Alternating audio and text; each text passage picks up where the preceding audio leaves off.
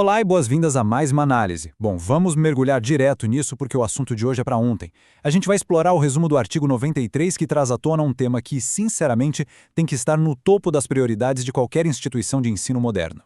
Estamos falando do incidente de segurança do Canvas e o alerta gigantesco que isso soa para a proteção de dados educacionais. Em maio de 2026, o mundo acadêmico levou um verdadeiro choque de realidade, e é exatamente isso que a gente vai destrinchar aqui, passo a passo. Olha só, já vamos direto ao ponto. Fica muito claro que não estamos falando de um caso isolado. O incidente envolvendo o Canvas, que é simplesmente uma das plataformas educacionais mais usadas no mundo inteiro, representa um problema estrutural muito mais profundo. Quando um pilar tecnológico desse tamanho sofre um abalo, a gente percebe logo que toda a base da educação digital precisa ser questionada e revista. E é isso que nos leva à seção 1, o alerta do caso Canvas. Uma reavaliação imediata. Sabe, a gente tem que encarar essa transição drástica que está acontecendo. De um lado tem aquela imagem nostálgica e até simples da escola, lousa, registros trancados em armários de aço e a preocupação básica com o cadeado no portão. Pois é, isso ficou no passado.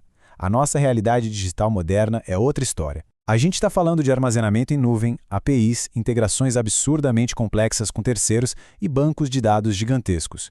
A superfície que a gente precisa proteger mudou de um espaço físico delimitado para um ecossistema digital que simplesmente não tem fronteiras.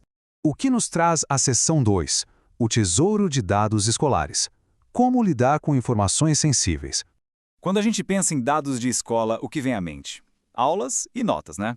Mas a realidade do volume de informações que fica armazenado ali impressiona. É um verdadeiro tesouro escondido. Estamos falando de e-mails, toda a comunicação interna, situação financeira de famílias inteiras, bolsas de estudo, laudos médicos, necessidades especiais de alunos e até detalhes super íntimos de relações com responsáveis legais. É um volume colossal de informações sensíveis que transformam as escolas literalmente em grandes corretoras de dados. E muitas vezes elas nem percebem a magnitude do que estão guardando. E aí vem a pergunta de $1 milhão. Por que toda essa coleta faz da educação um alvo tão atrativo para criminosos digitais? A resposta é dura. Esses dados frequentemente envolvem menores de idade e pessoas em situação vulnerável. É uma mina de ouro absoluta. Não são só números em um servidor. É o insumo perfeito para extorsão, fraudes complexas, ataques de phishing direcionados e engenharia social. Uma escola pode até não se achar um alvo estratégico, mas os dados que ela tem valem muito. Mas muito dinheiro no mercado do crime digital. Avançando agora para a seção 3, protegendo histórias, não apenas sistemas. Aqui está a grande sacada, talvez a lição mais forte dessa nossa análise. Uma violação de dados não se resume a uma tela de erro ou a um sistema fora do ar. Ela quebra a confiança de uma comunidade inteira. Pensa bem, afeta o estudante que precisa da plataforma para aprender, o professor que está ali tentando dar sua aula e, principalmente, as famílias que confiaram cegamente que as informações de seus filhos estariam seguras. Segurança cibernética na educação não é só assunto de TI, é uma responsabilidade institucional para proteger trajetórias de vida. Mas na prática, onde é que essas invasões realmente começam? Esquece aquela cena de filme com um hacker genial quebrando a porta da frente do sistema. Na vida real, o perigo mora nas bordas do ambiente digital. São aquelas vulnerabilidades antigas que ficaram sem atualização, configurações de sistema deixadas meio soltas e, muito frequentemente, aquele plugin que um professor instalou de um terceiro ou uma API que a equipe de TI simplesmente esqueceu que existia. É nessa fraqueza esquecida que a invasão acontece. E aí que entra a seção 4, o papel vital do CVEs, a nossa defesa proativa. Mas afinal, o que é um CVE? Para desmistificar logo o termo, a sigla significa Common Vulnerability and Exposures, ou vulnerabilidades e exposições comuns. Falando em bom português, é basicamente um catálogo público super organizado, listando as falhas de software que já foram identificadas pelo mundo. Em vez de ficar tateando no escuro, as equipes de tecnologia podem usar esse catálogo como um verdadeiro escudo proativo, checando exatamente onde os sistemas da escola têm buracos conhecidos. E aqui vai uma verdade que pode ser um soco no estômago. A imensa maioria dos ataques não usa nenhum truque novo. Nenhum. Eles simplesmente exploram falhas que já estão publicadas, que já têm um número de CVE registrado e, pior, cujas correções já existem às vezes há meses ou até anos. O ataque só funciona porque alguém, em algum momento, não mapeou os ativos, esqueceu de olhar esse catálogo para aplicar o remendo. Então, como a gente coloca isso no dia a dia?